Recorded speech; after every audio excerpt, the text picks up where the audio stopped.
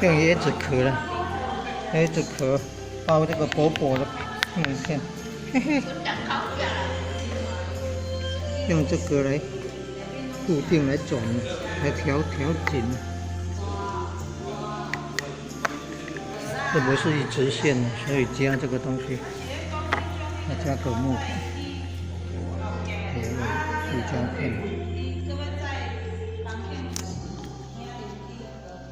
音箱要大一点，放在中间最好。下面的音箱要大一点，嘿嘿嘿。